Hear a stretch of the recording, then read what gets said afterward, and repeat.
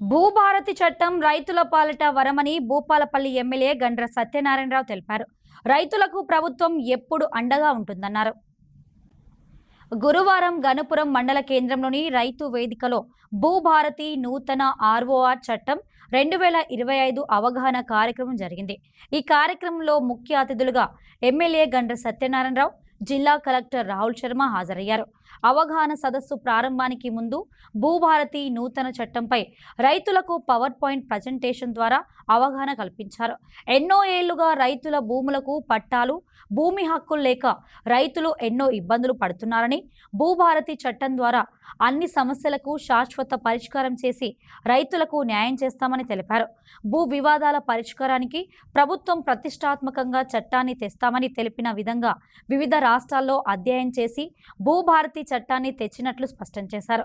ఎలాంటి వివాదాలకు తావు లేకుండా భూములపై రైతులకు పూర్తి యాజమాన్య హక్కులు కల్పించేందుకు ప్రభుత్వం అనేక కొత్త అంశాలను పొందుపరుస్తూ పటిష్టమైన నూతన ఆర్ఓఆర్ చట్టాన్ని తెచ్చినట్లు ఎమ్మెల్యే వివరించారు. భూ సమస్యల పరిష్కారానికి ఎంతో వెసులుబాటు కల్పించే భూభారతి చట్టంపై ప్రజలు సమగ్రమైన అవగాహన కలిగి ఉండాలని తెలిపారు. ప్రభుత్వం ప్రతిష్టాత్మకంగా 4 జిల్లాల్లో పైలట్ ప్రాజెక్టుగా చేపట్టిందని, మే నుండి మన జిల్లాలో కూడా ఒక మండలాన్ని పైలట్ ప్రాజెక్టుగా చేపట్టి ప్రజల నుండి సలహాలు, సూచనలు తీసుకుంటామని ఎమ్మెల్యే జిఎస్ఆర్ అన్నారు. ధరణి వల్ల ఈ రాష్ట్రంలో అనేక మంది ఇబ్బందులు పడి పట్టా పాస్ పుస్తకం రాక ఈరోజు కాస్తులో 20, 30, 40 సంవత్సరాల నుంచి దున్నుకున్న వాళ్లకు రైతు భరోసా రాక, రైతు బీమా రాక, బ్యాంకు పోతే పంట రుణం రాక, అమ్ముకుందామంటే టైటిల్ లేక రిజిస్ట్రేషన్ కాకుండా అనేక అవస్థలు రైతులు ఈ రాష్ట్రంలో పడ్డారు.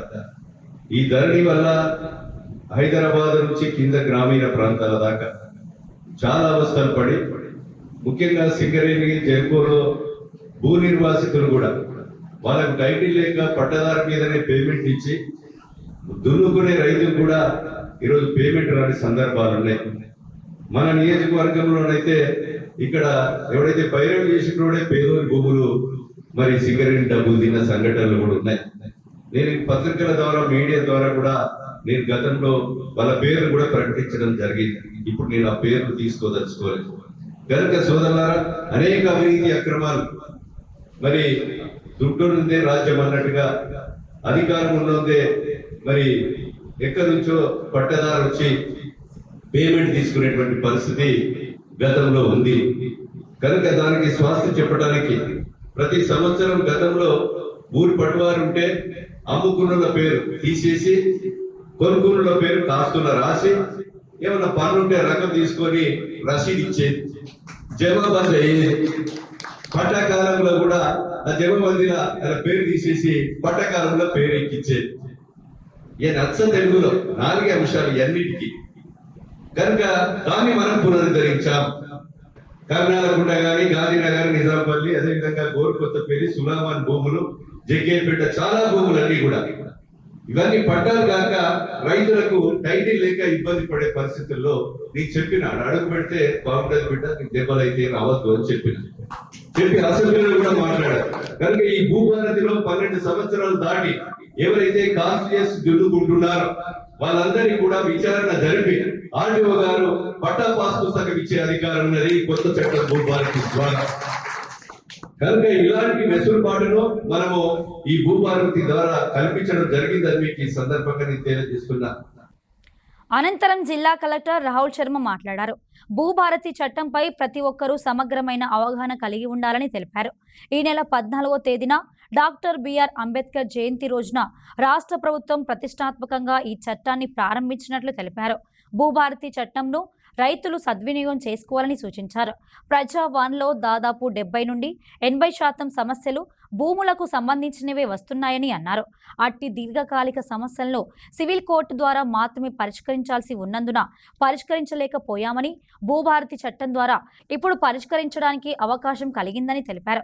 ఈ యొక్క అవగాహన సదస్సులను రైతులు సద్వినియోగం చేసుకోవాలని ఆయన ఆకాంక్షించారు.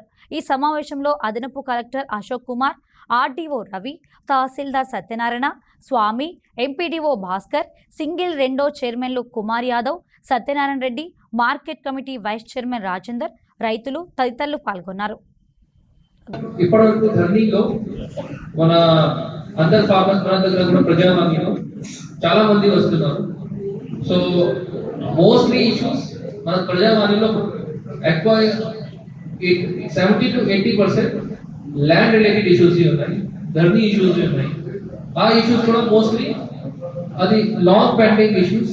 అండ్ ఆ ఇష్యూ మన చట్టం ప్రకారం మన చేతిలో లేదు, బికాస్ ఎందుకంటే సివిల్ కోర్ట్ లో రిజాల్వ్ అవుతుంది. కానీ ఇప్పుడే భూభారతి చట్టం వచ్చిన తర్వాత సో మనకు ఆ ఇష్యూస్ మీద ఇప్పుడే అందరు రెవెన్యూ అధికారులు ఇప్పుడే పావాలు ఇచ్చారు. సో ఆ దాని ప్రకారం మనం ఇప్పుడే మీ ఇష్యూస్ కి భూభారతి చట్టం కింద మనం రిజాల్వ్ చేయవచ్చు. సిమిలర్ గా ఇప్పుడే మీ ప్రెజెంటేషన్ కు మనం ఇప్పుడే డీటెయిల్ గా మనం చెప్పాం కి ఒకటి మెయిన్ ఏముంది, ఇంతకు 1971 6వ చట్టంలో అపీల్ ప్రొవిజన్ ఉంది. ఒక్కసారి మీరు తహసీల్దార్ ఏ ఆర్డర్ ఇచ్చారు, మీకు అభ్యంతరం ఉంటే మీరు ఆర్డీఓ దగ్గర వెళ్ళొచ్చు, ఆర్డీఓ కూడా అభ్యంతరం ఉంటే కలెక్టర్ దగ్గర వెళ్ళొచ్చు. కానీ దాన్ని వచ్చిన తర్వాత అపీల్ ప్రొవిజన్ లేదు. సో ఏమైంది, ఒకసారి మనం ఒక లెవెల్లో చేసిన తర్వాత మీకు సివిల్ కోర్ట్ వెళ్ళడానికి అవసరం అయింది. ఆ టైంలో నాకు ఇప్పుడే మీరు మళ్ళీ సేమ్ ప్రొవిజన్ లో మనం తీసుకోవచ్చింది ఈ ఒక్కసారి అభ్యంతరం ఉంటే you can go to hire officials కి అభ్యంతరం ఉంటే ల్యాండ్ ట్రిబ్యునల్ కూడా వెళ్ళొచ్చు. సో ఇది మంచి ప్రొవిజన్, బికాస్ మన రెవెన్యూ రికార్డ్స్ లో ఒక రెవెన్యూ రికార్డ్స్ తక్కువ అయితే మన రెవెన్యూ అధికారులు చట్టం ప్రకారం రూల్స్ ప్రకారం అది కరెక్ట్ చేయవచ్చు.